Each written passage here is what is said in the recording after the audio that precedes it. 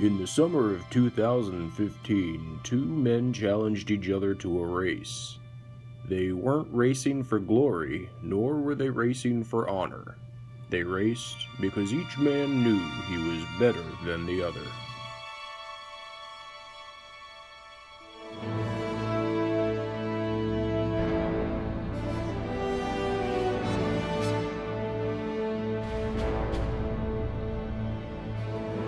There was some reminiscent conversation about the old building years ago when our former general counsel Paul Sweigel, who's quite fit and athletic, somehow got into a race with Rob Washburn, who's still here, in the parking lot. Sweigel was bragging about all the time about how he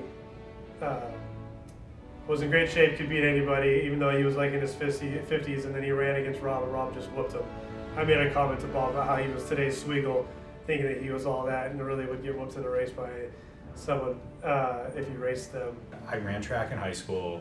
I was quick, I wasn't super fast, but I did well, and I've seen Kevin kind of jog, and so, enough said.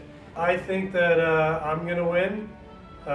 Bob's ego is writing checks that his body can't cash, and I'm the best there is. When I wake up in the morning, I piss excellence. I think from a fitness standpoint, I think I've got him. I think Kevin's going to the bank on this strictly on age.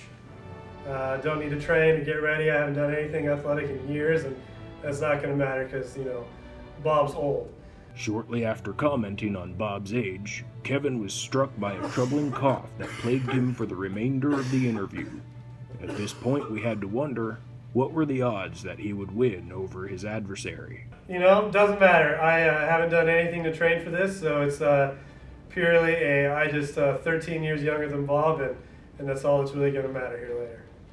I think early on it was like 5 votes, 5 little tick marks for Kevin and like 1 for me.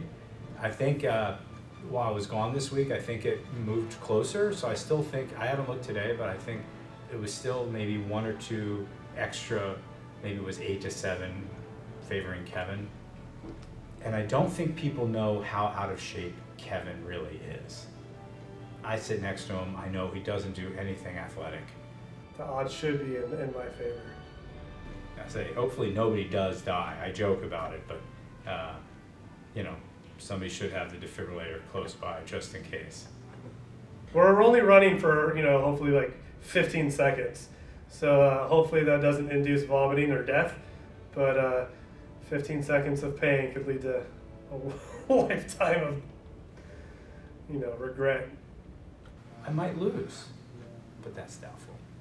Clear eyes, full hearts, can't lose. I honestly hope you don't pull a hamstring or fall. The anxiety of the crowd was palpable as Kevin showed up to the racetrack with his entourage. This was the moment of truth for the two men, but nobody was quite prepared for what would happen next. On your marks! Get set! Go!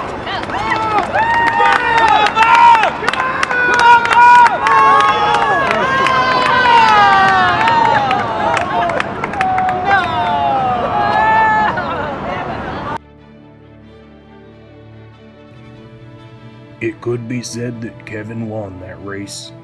It could be said that neither man won.